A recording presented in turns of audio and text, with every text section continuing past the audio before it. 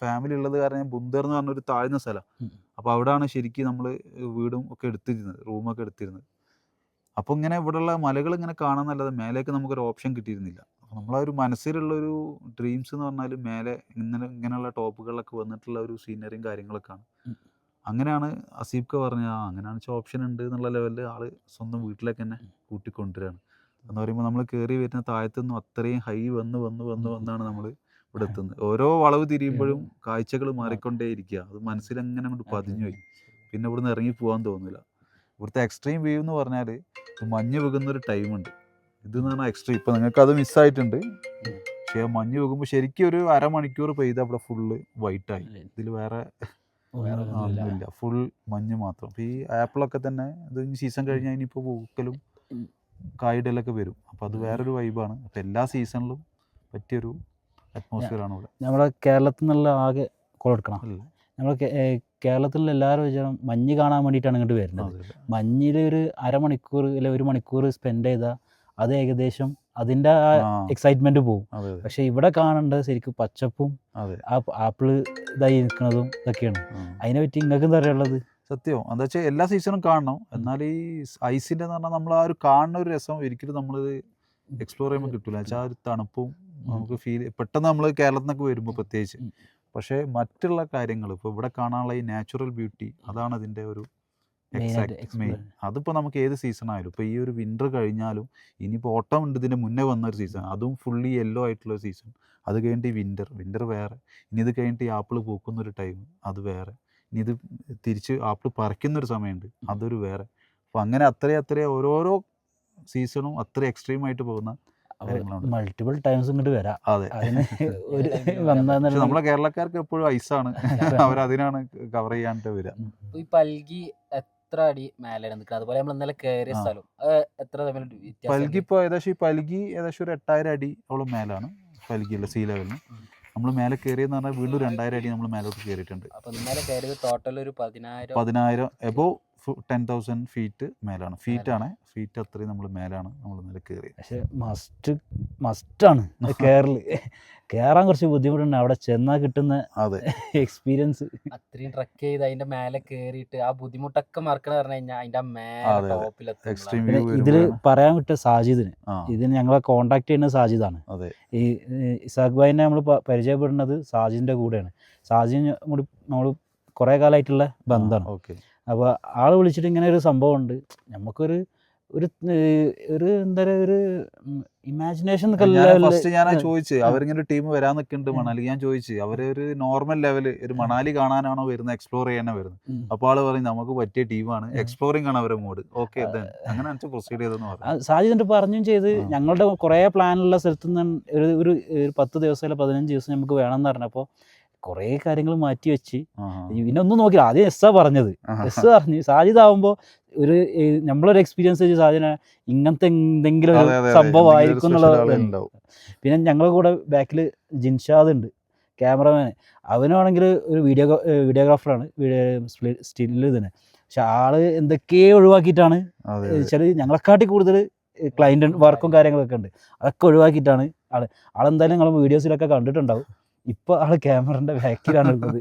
നമ്മൾ കൂടുതൽ ആഗ്രഹിക്കുന്ന സാധനം കിട്ടും എന്നൊക്കെ ഇങ്ങനെ പറഞ്ഞു കേട്ടിട്ടുണ്ടെങ്കിലും കാരണം ഞങ്ങൾ ചിലപ്പോൾ എനിക്ക് തോന്നുന്നു 1-2 ആഴ്ച മുന്നേ ഇതൊക്കെ സംസാരിക്കാൻ 1-2 ആഴ്ച മുന്നേ വരെ ഞങ്ങൾ ഇങ്ങനെ വന്നിരുന്നെങ്കിൽ നമുക്കൊന്ന് യാത്ര പോയാലോ.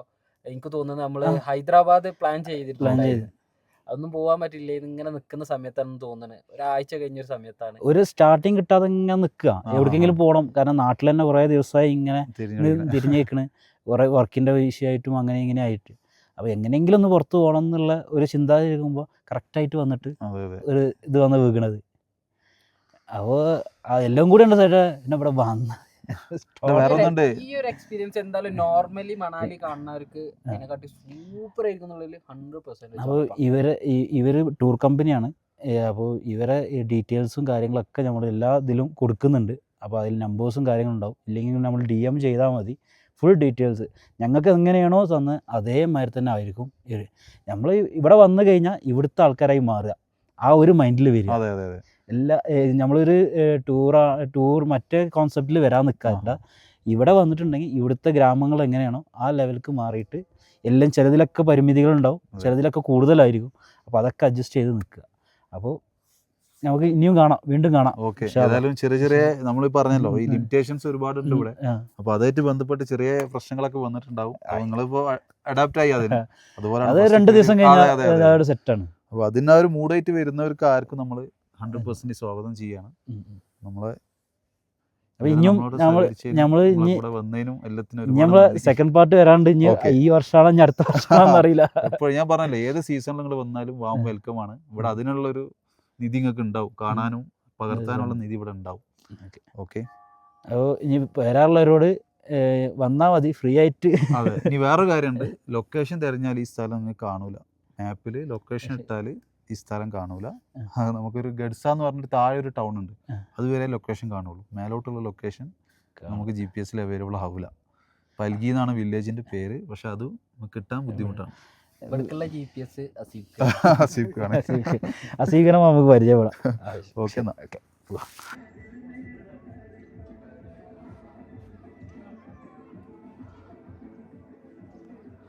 ഇതാണിക്ക് ഇതുവരെ ടെൻ്റാണ്. ഇവരെ ട്രിപ്പിലേക്ക് വരുമ്പോൾ ഇവിടെ ഒരു ക്യാമ്പ് സ്റ്റേ അവർ ചെയ്യുന്നുണ്ട്.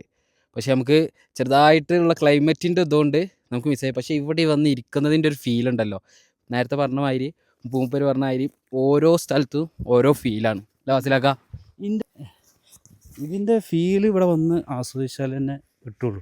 നമ്മൾ എത്ര ഇനിയിപ്പോൾ മൈക്കിൽ കൂടെ നമ്മൾ നിങ്ങൾക്ക് പറഞ്ഞു തന്നാലും ഈ കൊല്ലം നോക്കണ്ട കേട്ടോ. ഇതേ കാര്യം അവസ്ഥ, ഇങ്ങനെ എല്ലാം പിടിച്ചിട്ട് മല കയറേണ്ടി വരും, ഇങ്ങനെ പിടിച്ചിട്ട് നമ്മൾ നടക്കേണ്ടി വരും.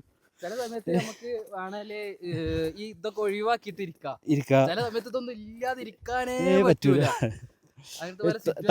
തണുപ്പ് ഓരോരോ ഒരു 10 മിനിറ്റ് 15 മിനിറ്റ് എപ്പോഴാണ് അതിൻ്റെ ക്ലൈമറ്റ് ചേഞ്ച് ചെയ്യാന്ന് പറയാൻ പറ്റില്ല.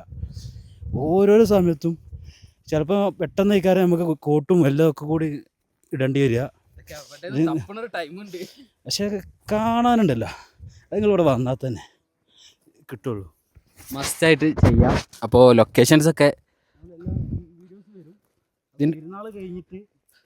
കുറിച്ചിട്ടോളി. ഈ ഒരു ലൊക്കേഷൻ ഒന്നും നോക്കണ്ട, നിങ്ങൾക്ക് മുതലാവും.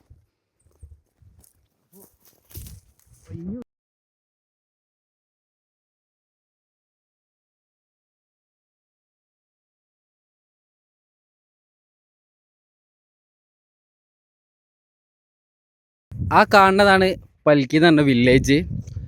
ഇവിടെ ഒരു ടെമ്പിൾ ഉണ്ട്. കാരണം ഈ ഏരിയയിൽ ഹിമാചലിൽ ആ ഒരു പേരിൽ ആ ഒരൊറ്റ ടെമ്പിൾ ഉണ്ടോ, ഏറ്റവും ശക്തി കൂടിയൊരു ടെമ്പിളാണ്. അതിൻ്റെ ഫുൾ ഡീറ്റെയിൽ കാര്യങ്ങളൊക്കെ നമുക്ക് ഹസീബ്ക്ക പറഞ്ഞു തരും. 20 കുടുംബറ്റല്ലേ ഉള്ളത് ഇവിടെ? 23 കുടുംബമാണുള്ളത്. പക്ഷേ 2000 ആൾക്കാരോ, സോറി ഈ 20-25 ഉള്ളിലുള്ള കുടുംബങ്ങളാണ് ഇതിലുള്ളത്. പക്ഷേ ഈ ഒരു 250 ആൾക്കാരെ ഇവിടെ ഉള്ളൂ. ഒരു വീട്ടിൽ 2-3 കുടുംബമൊക്കെ നമ്മൾ കിതപ്പുണ്ട് കേട്ടോ. നമ്മൾ കയറുന്ന ഇതാണ്, അതുകൊണ്ട് പോയാ മതില്ലേ. ഈ പരിപാടി നല്ല രസം.